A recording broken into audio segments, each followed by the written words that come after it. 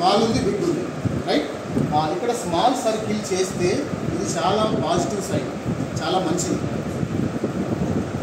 ఎందుకనంటే ఇది creative by nature, అంటే క్రియేటివ్గా ఆలోచించే విధంగా ఉంటుంది జనరల్గా. అంటే వాళ్ళ నేచర్ ఎలా ఉంటుందంటే చేసే ప్రతి పనిలో కొత్తదనం ఉండాలని కోరుకుంటాను.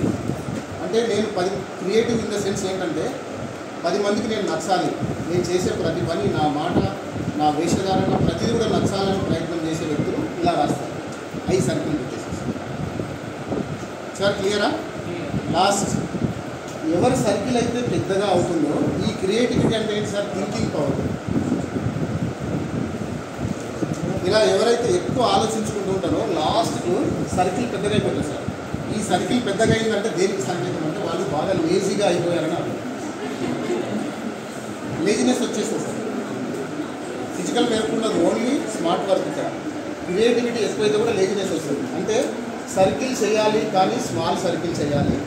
ఇది పాజిటివ్, ఇది నెగిటివ్. జనరల్గా మనకి ఇప్పటివరకు తెలిసింది ఏంటి? ఐ రాసాము, ఐ పైన సర్కిల్ పెద్దగా ఉంది, చిన్నగా ఉంది, కానీ ఇన్ డెప్త్ తెలియదు. దీని తర్వాత నెక్స్ట్ వచ్చేసి ఐ డాట్ ఇక్కడ దీని పైన పెట్టకుండా లెఫ్ట్ సైడ్ పెట్టాలి. ఇదేమో రైట్ సైడ్ ఉంది. లెఫ్ట్ సైడ్ ఎవరైతే ఐ డాట్ చూసుకోండి ఒకసారి. మీరు తర్వాత ఐ డాట్ పెట్టేటప్పుడు మనం ఫాస్ట్లో పెట్టుకుంటూ వెళ్తాం. అది ముందు ఉందా, వెనక ఉందా, సర్కిల్ అయిందా, పెద్దగా అయిందా తెలియదు కదా. ఒకసారి చెక్ చేసుకుంటే మనకు అర్థమవుతుంది.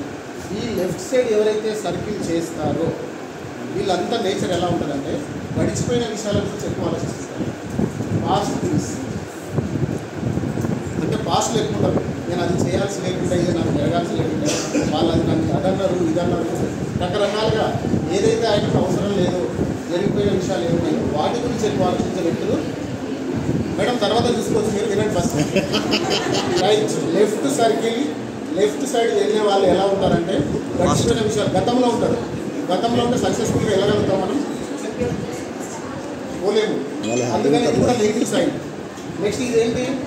మరి రైట్కి వెళ్ళిపోయింది. ఒకసారి ఇమాజిన్ చేయండి, ఇది పాస్ట్ అయినప్పుడు ఇది ఏమవుతుంది? ఫ్యూచర్. రైట్.